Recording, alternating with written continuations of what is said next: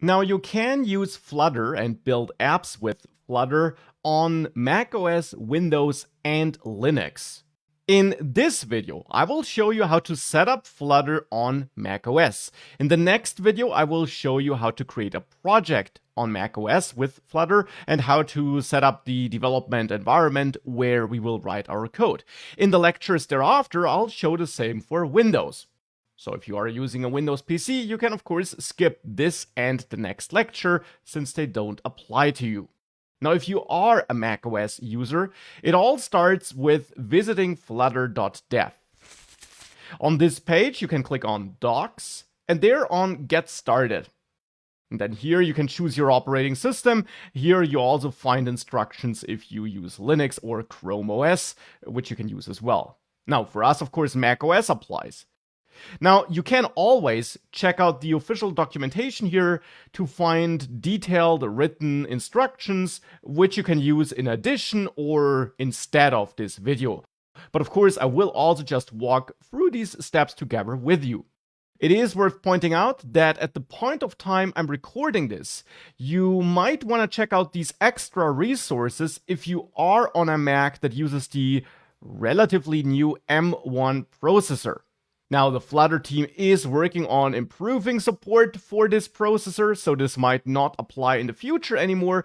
But if you are facing any issues, and most notably, if you still see this box here on this documentation page when you are visiting it, then you might want to check out these extra notes to avoid problems when using Flutter on a M1 Mac.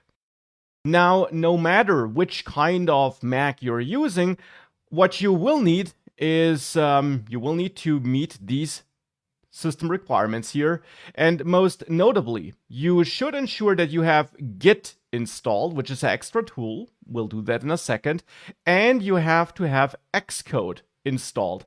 If you do have Xcode installed, that includes this Git tool, so then you don't need to install it separately. You can install Git separately if you want though, and you can just follow this link to do that. Now here on this page you will find different ways of installing Git. Again, Xcode has it installed. You can use Homebrew if you got that installed, or you simply download that installer, which will give you a, installer interface through which you can walk to install Git with help of that, whatever you prefer. Now, I did already install Git on my system, and anyways, as mentioned multiple times, you get it together with Xcode anyways, but you should ensure that Git is installed on your system in the end. Git is an extra tool which you can use for managing source code and different versions of source code, and the Flutter SDK uses Git under the hood, which is why you need to install it. Now, you also need Xcode. That's an extra tool which you can only use on Mac systems, not on Windows or Linux. And it's the official development environment provided by Apple for building iOS apps. Whilst we won't use it to write code, Flutter does need Xcode under the hood to build apps for iOS. That's why you need to install it. Now, to install Xcode, you just can open up the App Store on your Mac system and search for Xcode there, and then simply install Xcode from there. I already do have it installed. You can easily install it from there. Once you did install Xcode, you got all these prerequisites and we're now ready to install Flutter. For this, you should find a download button here on this page. And of course, the exact version you are seeing here will differ over time, but what I teach in this course will still apply, no worries. So you can then simply just download this Flutter macOS bundle here, this zip file, and this can take quite a while since it is quite big. And once you did download it, you can extract it and then continue with the next steps. We'll do this together, but for this, I'll first of all wait until the download finished for me here. Now, the download did finish for me, and I am extracting this zip file now, which contains the Flutter SDK. That's what we downloaded here. And that in turn also already includes the Flutter framework then. And once that's finished, you have a folder that looks something like this from inside. Now, that is Flutter downloaded on your system. But how are we using this downloaded code now? Well, that's where the next steps come into play. We did unzip the file already, so that worked. But now we want to also move it to a desired location where Flutter, this SDK, should permanently be stored on our system if you didn't do that already. Now, in my case here, I did create a SDKs folder in some global development folder, which I have on my system. And in there, I'll add a Flutter folder. Now I will move all the files and folders in this extracted folder into this Flutter folder. Very important, I'm also moving some hidden files here, so you might want to make sure that you can see hidden files before you move everything. On Mac, you can show and hide hidden files by pressing Command-Shift-Dot. If you hit that, you can toggle the visibility of hidden files. And you want to make sure they're visible before you move your content. Now I got these Flutter code files in a global place on my system. And now next we need to update our so-called path, which is important to ensure that we can use a Flutter command in our system terminal to then create projects or build apps. However, we'll not add the path like this, but instead we'll update it such that we don't need to ever do that again. Like this, you would have to repeat it every time you restart your system, basically, and there is a better approach. So we will jump to update your path and follow the steps shown here.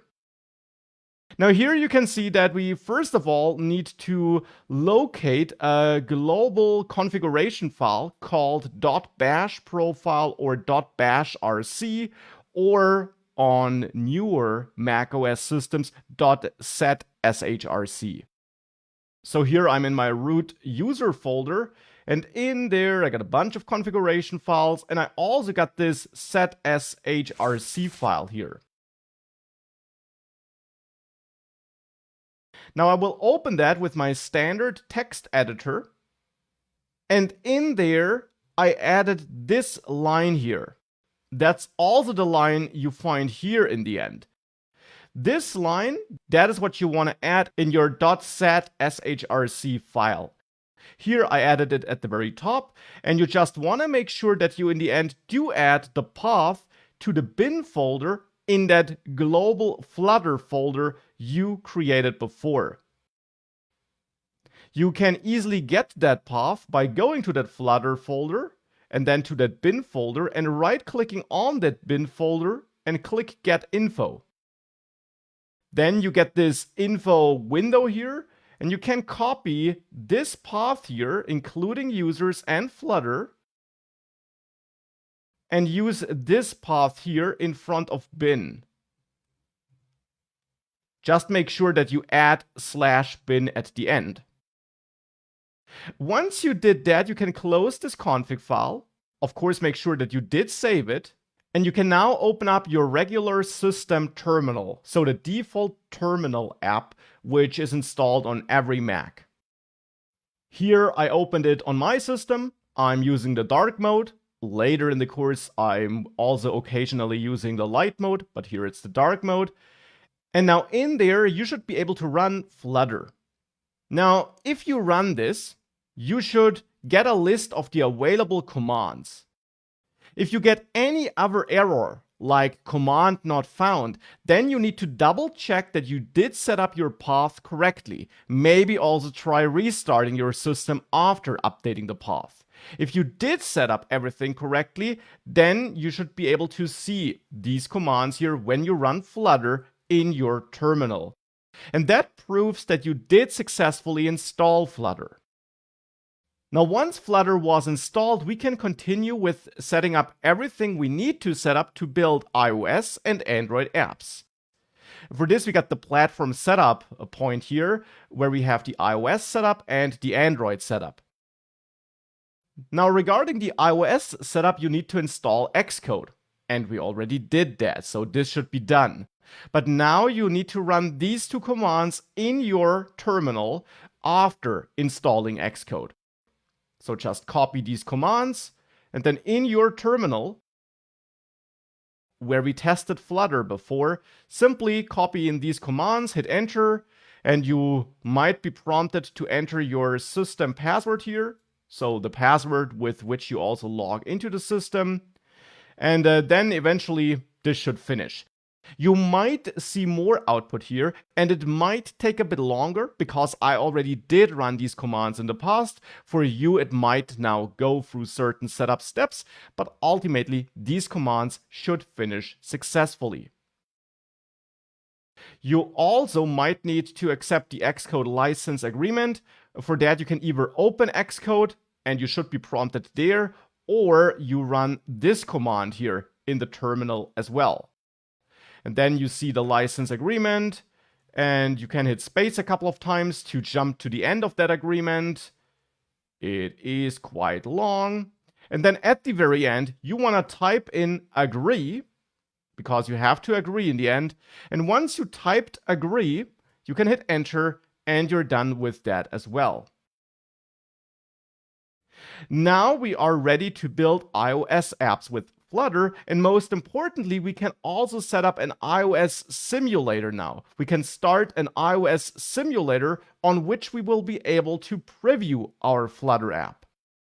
And you can start such a simulator, which is basically an iPhone emulator running on your machine by running this command. So here I'm running open-a simulator. And now what this does is it opens this iPhone simulator on your system, on your Mac here. So it's a virtual iPhone which you can use for testing your application so that you don't constantly have to send it to a real iPhone device.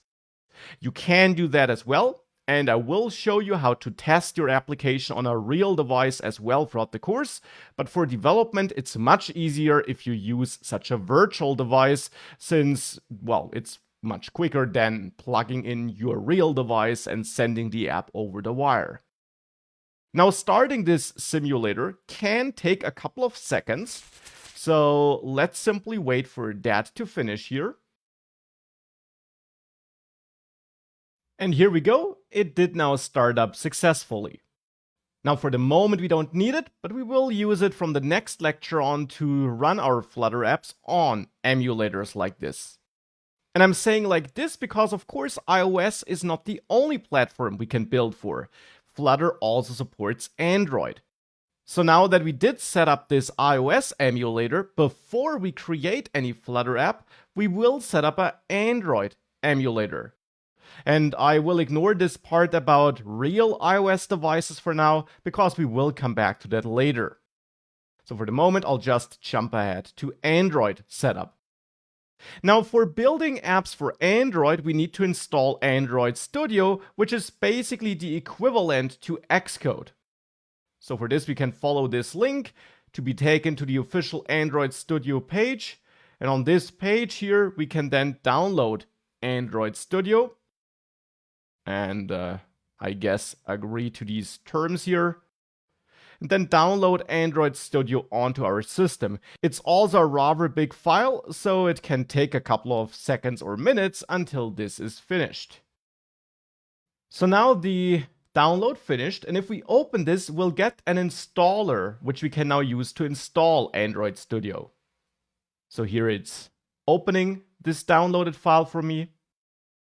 And here's the installer, and of course, this being macOS, the installation process is all about dragging Android Studio app into the applications folder. And this will now copy over that tool into applications, and once that is finished, you can of course start Android Studio. Now, as a side note, you can close the Android Studio page now, and just as we won't use Xcode for writing code, we also won't use Android Studio, though you could use Android Studio for Flutter development, because since Flutter is by Google and Android Studio is by Google, they do have built-in support for Flutter, but I will show you a different IDE, which is free to use, which in my opinion is a little bit more lightweight and faster and simply better for Flutter development.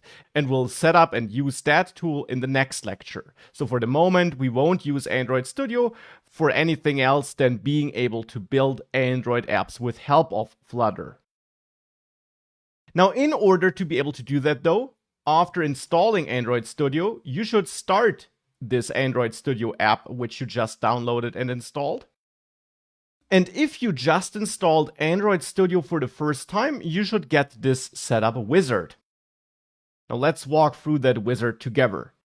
Here, I want to choose custom, though standard should also be fine, but I want to be able to fully customize my setup. And I'll keep this default path here, because the default path should be fine. And then you can choose a theme, which doesn't matter too much since we won't develop in Android Studio anyways, but I'll go for the dark theme. And then, very important, make sure that you install Android SDK here, and then also at least one Android API. It should by default give you the latest version, which in my case is 30 here. So you want to install that as well. If you can, also select this Intel Hacksem tool here. In my case, it is already installed. That's why I can't select it. But if you can select it, make sure you do. If you can't, it's no problem, but it can help with running the emulator. And make sure you have this Android virtual device thing selected, because that's what we need to spin up emulators later. Now I'll then click next and then finish, and this will now download and install all the different tools and SDKs which Android Studio will need under the hood to build Android apps. And Flutter will then later leverage Android Studio for building your Flutter code as Android apps. So let's wait for this to finish. And as everything, this can take a couple of minutes. So now the setup finished for me, and in case you didn't get that wizard or you want to change something after the setup, you can always go to this SDK manager here and open that through that starting menu, for example. You can also open it from inside Android Studio, and here you can also install missing pieces. You can select different Android versions, select them here, and if you then click OK, that will be installed. Now, we don't need it though, because we went through that setup. And therefore, I will go to the AVD Manager by clicking on Configure, AVD Manager. That is the manager that allows us to create emulators, which we can then launch to test our app on. What we also did for iOS, there we didn't need to create it, here we do, so I will just go there. And you might already have some virtual devices, some emulators here. If you don't, you can click on Create Virtual Device, and then create a new device, a new virtual emulator. And, well, it's up to you what you want to pick. I'll pick a Pixel 3 here. You want to check that Play Store is selected here. This unlocks some extra capabilities that can be helpful later on, like using Google Maps and so on. So I will make sure that this is selected. Click Next. And then choose my Android version that I want to install there.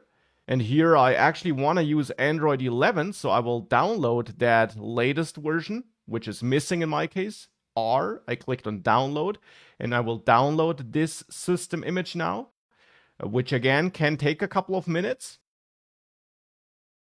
And now that that finished, I can actually select this system image to get that latest Android version. Click Next, leave these defaults, click Finish. And this will now create a new virtual device. And once this was created, we can click on this play button here to launch this emulator. Just as we before launched this iOS device emulator. Now we're launching an Android emulator. Now this, as everything here, can take a couple of seconds or minutes until it's ready. But eventually it should be starting up here.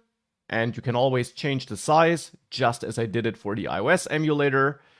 And it will now boot up. Here we go. The operating system is starting up on this virtual device. And now once this did finish starting up, we can also run Flutter apps on this virtual device to preview them there.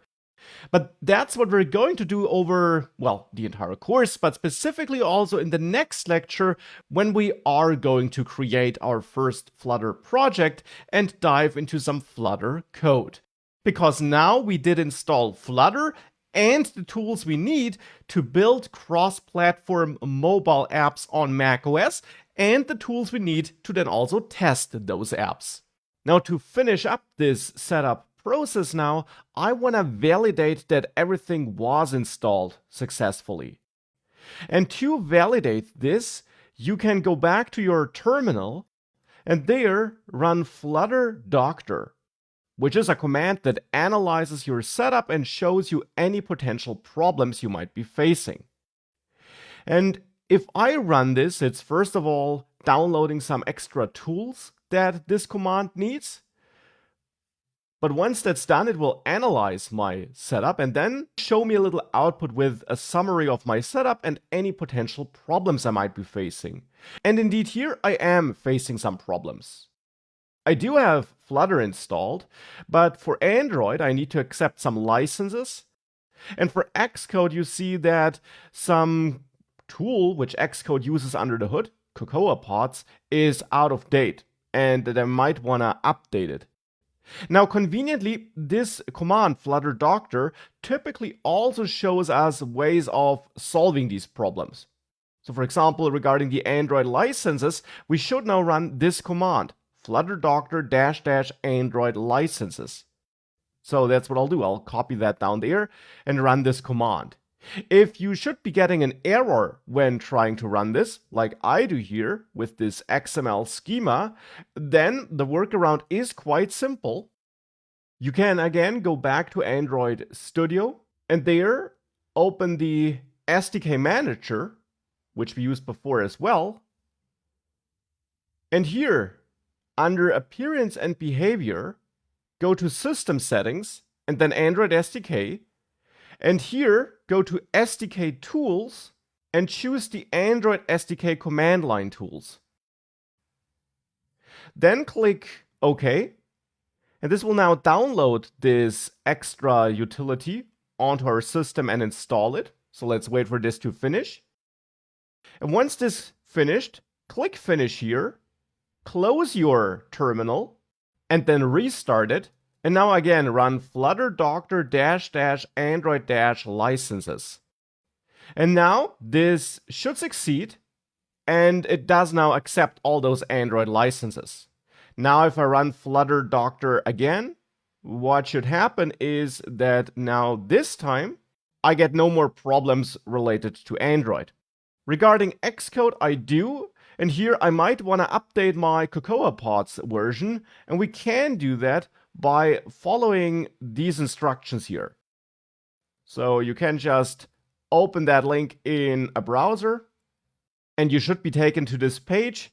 And here you want to run this command in your terminal now to install the latest version of this Cocoa Pods tool, which Xcode uses under the hood.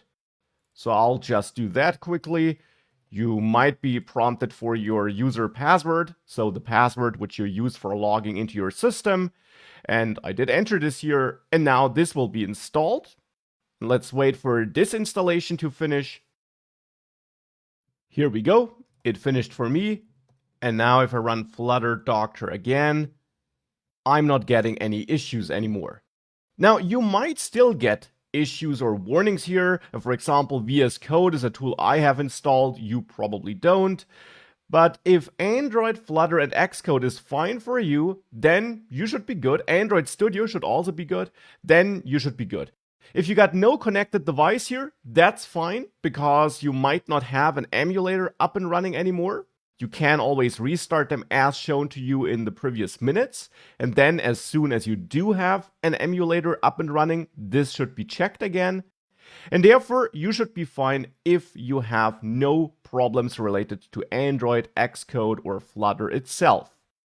If you do face problems here, you very often will find the solution right here in that output, as you just saw for the steps before. So definitely then try the solutions proposed there. And therefore, let's now move on to the next lecture, where we will now set up our development environment, create a first Flutter app, and you will see how you can then run this Flutter app on an emulator and how you can even change the code a little bit to then see how code changes are reflected on the running emulator.